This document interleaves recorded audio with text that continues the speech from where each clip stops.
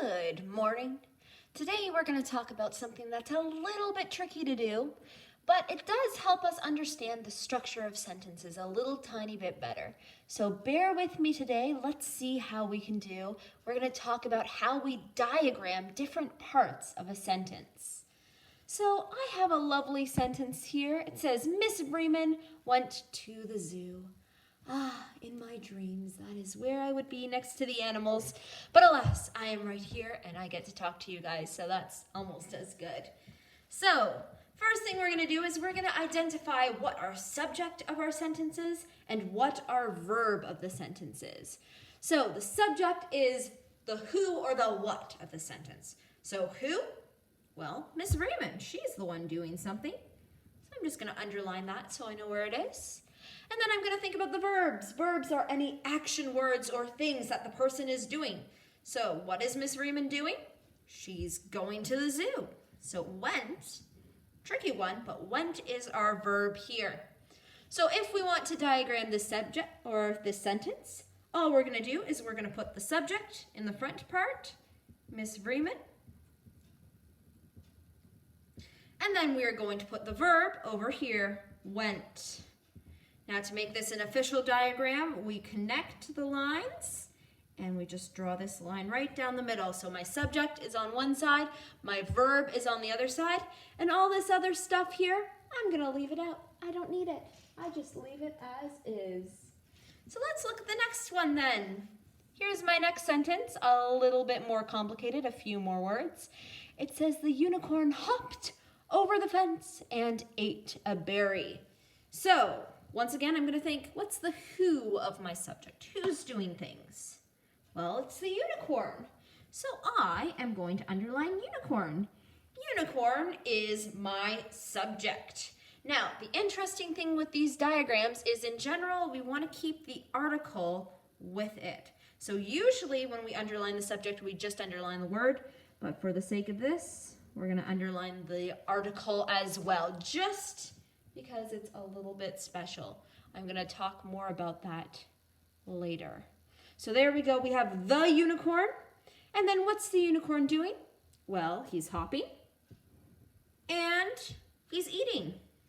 He's doing two things. So we have to underline both of those different verbs. Now I have a problem because I only have one line for the verb. So what I'm going to do is I'm going to write another line under here. Now I have two things for my two different verbs. So I have hopped on this line. I have ate on this line. And what's the word that connects hop and ate together? Well, if I look at my sentence, hopped over the fence and ate. That is my connecting word. So I'm going to connect these two with a weird looking triangle like that. And I'm going to put the word and in that triangle. That shows that those two verbs are connected by the word and. Now over here, I write my subject, the unicorn. Now, after the subject, we are going to connect our line to our verb like that. And then where's the line between the subject and the verb? Well, it's right after unicorn, so I draw my line there. The and is with the verb, so we make sure that this line is not separating the and from the verbs because the and is connected to the verbs there. Good. We're going to do a few more together, so if you're like, I don't know what's going on, just hold on a minute, we'll do a few more. So let's look at this next sentence. We have Bill and Marty. Bill and Marty like their new presents. Oh, I wonder what they got. So first of all, I'm going to underline my subject. I'm going to think, who is this sentence about? Well, it's about Bill. And it's about Marty. There we go. What are they doing? Well, they like their new presents. So the verb is like. I'm going to write like on the verb line.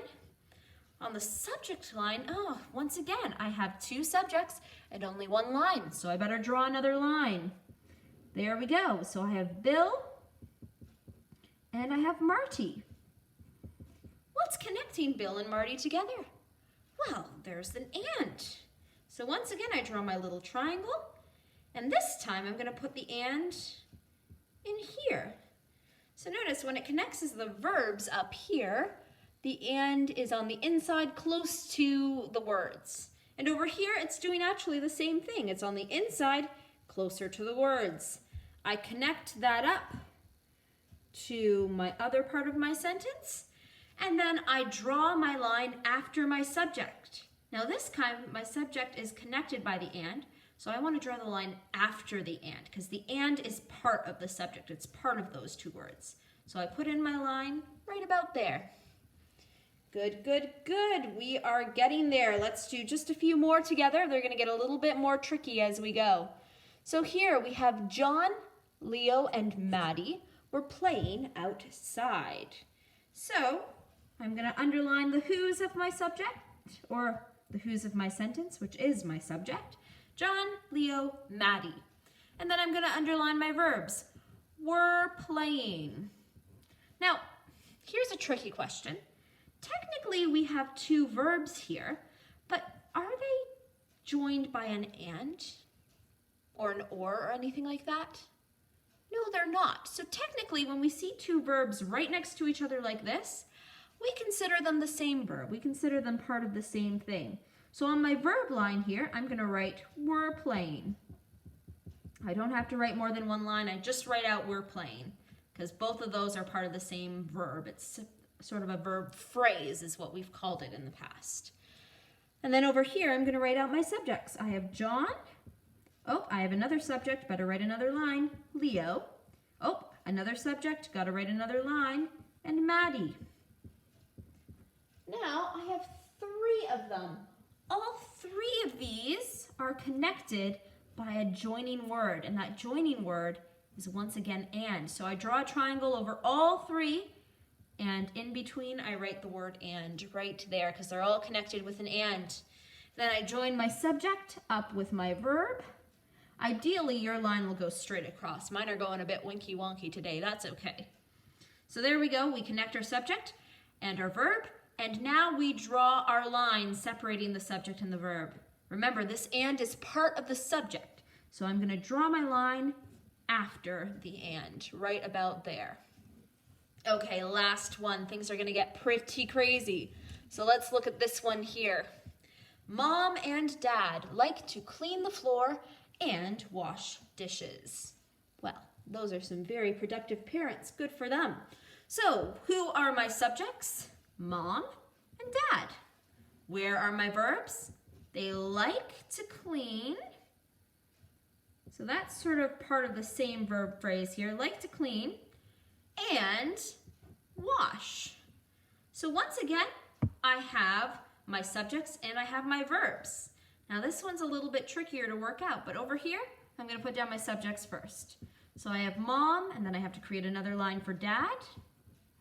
And then over here, I have like to clean. And I have another verb, wash. Now I put wash on a different line, because see how it's separated by the and here? That's how I know there's two different verbs, versus the clean and the like aren't separated by an and, so we can keep them together. So now that we have that, I need to draw in my connecting things. So mom and dad is connected by the word and here. And like to clean and wash the dishes is connected by another and here. So I take my two ands and I join them up like this. And then I need to draw a line between the subject and the verb. That line can go right there, and I'm done. That's how we model our sentences. Please try that out for yourself. I know it is a little bit tricky, but you can always use this video and your page to reference this out. Give it a try. Thank you very much. Bye-bye.